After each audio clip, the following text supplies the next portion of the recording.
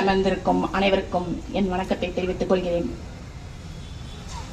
மகாபாரதத்தில் கர்ணனின் பங்களிப்பு நன்றி கடனா நட்பு கடனா? இங்க எல்லாருமே படிச்சவங்க, வயதுல என்னை விட மூத்தவங்க. உங்க எல்லாருக்கும் சொல்றேன் அப்படின்னு நினைச்சுக்காதீங்க. நீங்க அறிவுன்னா என்ன, எதனால வரும் அப்படின்னு பாத்தீங்கன்னா, கற்று அதனால் இருக்கின்ற இயற்கையாகவே மனிதனுக்கு ஏற்படுகின்ற அறிவு. இந்த ரெண்டுத்தினாலே அவனுக்கு அறிவினால் வருவதுதான் நாம என்ன சொல்றோம் அப்படின்னு பாத்தீங்கன்னாக்க நன்றி. சரி, நட்பு என்பது எப்படி அப்படின்னா, பாசம் கண்ணை மறைக்கும் அப்படின்னு சொல்லுவோம். அது உள்ளார்ந்து வரக்கூடிய உணர்ச்சி.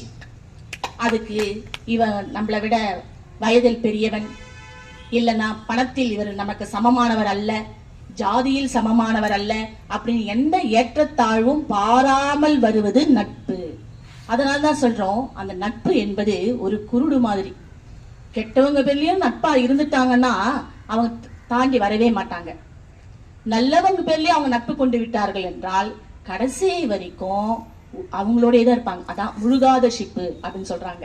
எப்பொழுதும் கடைசி வரை இருக்குவது நட்பு தான். அம்மா சொன்னாங்க, துரியோதனன் தான் நட்பு வச்சிருந்தான், கர்ணன் அவன் பேர்ல நன்றி தான் வச்சிட்டு இருந்தான் அப்படின்னு சொல்றாங்க. ஒரு நன்றி வச்சிட்டு இருக்கவன் உட்கார்ந்து சபையில உங்களுக்கு தெரிஞ்சதுதான், கர்ணனும் அவனோட துரியோதனுடைய மனைவியும் 2 பேரும் பகடக்காய் ஆடிக்கிட்டு இருக்காங்க. ஆடிக்கிட்டே இருக்கும்போது துரியோதனன் வந்துடுறான். அத கர்ணன் பார்க்கல. 2 டைம் ஆடிக்கிட்டு இருக்கான், தோத்துட்டு இருக்கான் பத்மா.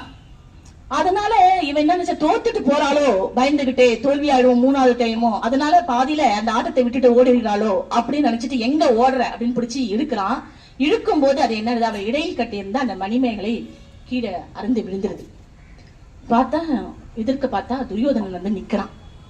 யாராவது ஒருத்தர் தன்னுடைய மனைவிய பிறன் கைப்பட இழுத்தால் பார்த்து கொண்டு இருப்பார்களா என்றால், பார்த்து கொண்டு இருந்தவன் இந்த மணிகளை எடுத்து நான் கோர்க்கவா இல்லை எடுக்கவான்னு சொன்னா, இது நன்றியால் ஏற்படுமா நட்பால் ஏற்படுமா அப்படின்றதுக்கு அவங்க சொன்னாங்க, இவங்க அவன் பேர்ல நட்பு வச்சிருந்தாங்க, அதனாலதான் கர்ணன் அவன் என்ன பண்ணது நண்பனாக பார்த்தாரு அப்படின்ற சிச்சுவேஷனுக்கு அவங்க சொல்றாங்க. அதனால வச்சுட்டு, ஆனா அது இல்ல, ஒவ்வொரு இடத்திலையும் துரியோதன் செய்வது தவறு என்று தெரிந்த பிறகும் அவன்கிட்ட இவன் வந்து இந்த தவறை நீ ஏன் செய்யற அப்படின்னு சொல்லல. என்னுடைய நண்பன் என்ன செய்யறானோ அவனுக்காக நான் என்னுடைய உயிரையும் கொடுப்பேன் என்று ஒவ்வொரு தருணத்திலையும் நட்புக்காகவே அவனுடைய கூடவே இருக்கிறான்.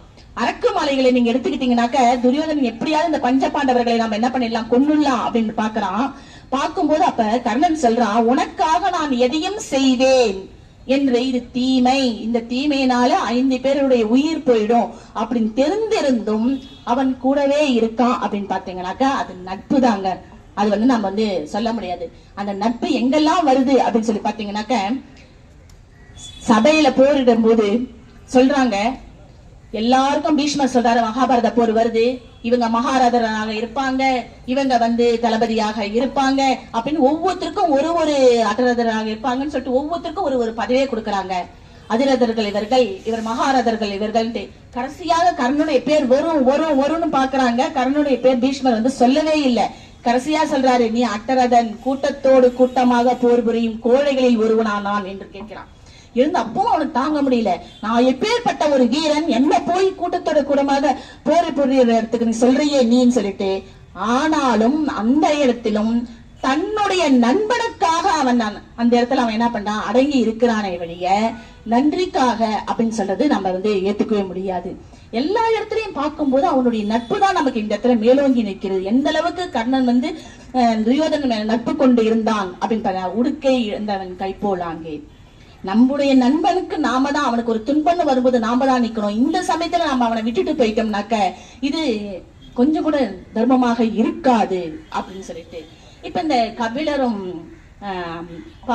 பாரி மன்னனை பத்தி நம்ம பாக்குறோம். நம்ம அந்த இடத்துல அவங்க 2 பேருக்குள்ளே நட்பு எப்படி இருக்கு அப்படின்னு பாக்குறோம். போர்ல பாரி வந்து உயிர் இழந்துடுறான் அப்படின்னு கேள்விப்பட்ட உடனே கபிலர் உண்ணா நோன்பிருந்து வழக்கிருந்து தன்னுடைய உயிரை நீத்தாரு அப்படின்றத நம்ம கேள்விப்படுறோம், படிச்சிருக்கோம் நம்ம.